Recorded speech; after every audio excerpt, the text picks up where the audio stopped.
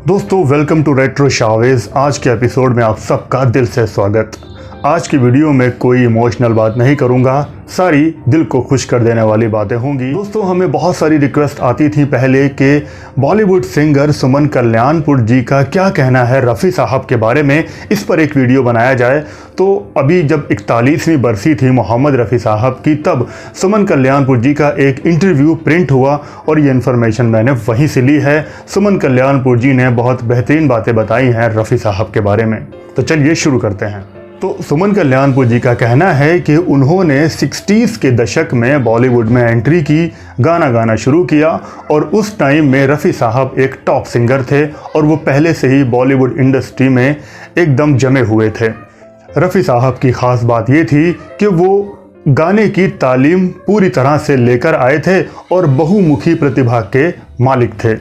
सुमन जी का कहना है कि वो शुरू से ही काफ़ी शर्मीले स्वभाव की रही हैं और ज़्यादातर लोगों से मिलना जुलना नहीं कर पाती थी, बस अपने काम पर फोकस रखती थी, रिहर्सल करती थी, गीत गाती थी और घर चली जाया करती थी। और मोहम्मद रफ़ी साहब सुमन जी की इस बात को बहुत अच्छी तरह से समझते थे और वो जानते थे।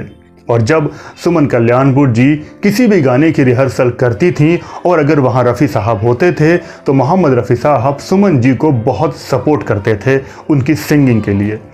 आगे सुमन जी ने रफ़ी साहब के बारे में एक काफ़ी यूनिक बात बताई। उन्होंने कहा कि मोहम्मद रफ़ी साहब में ये ख़ासियत थी कि वो अपने साथी गायक को पूरा सम्मान दिया करते थे और उन पर कभी भी हावी होने की कोशिश नहीं करते थे। यहाँ तक कि अगर रफ़ी साहब किसी सिंगर के साथ डुएट सॉन्ग गा रहे हैं तो वो ये जाहिर नहीं करते थे कि मेरी सिंगिंग तुमसे बेहतर है या मैं अच्छा गा रहा हूँ। वो बस अपनी सिंगिंग पर ही फोकस करते थे और उनमें ये खासियत थी कि वो अपनी आवाज़ को बहुत हाई पिच तक भी ले जाया करते थे और ले जा सकते थे और अपनी उसी आवाज़ को वो एकदम कम भी कर लिया करते थे। इसका एग्जाम्पल है एक सुपर हिट गाना फिल्म लव इन टोक्यो का, जो कि रिलीज़ हुई थी 1966 में। गाने के बोल थे, आजा रे आ ज़रा लहरा के आ ज़रा।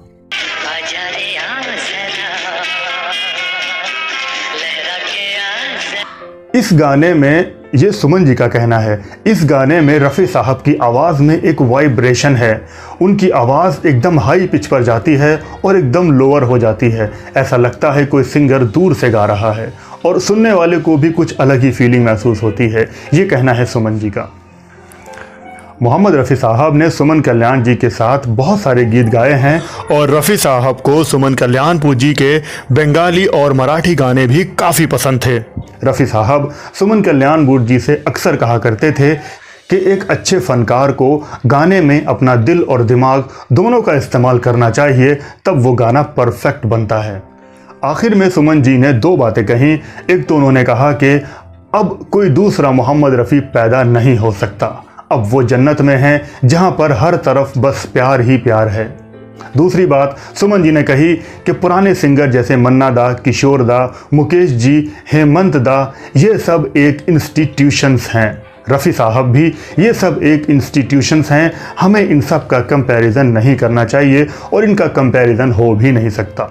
दोस्तों अगर इस वीडियो से आपके दिल में थोड़ी सी भी खुशी आई हो तो इस वीडियो को लाइक कर देना और चैनल को सब्सक्राइब भी कर लेना ऐसे ही और वीडियो देखने के लिए।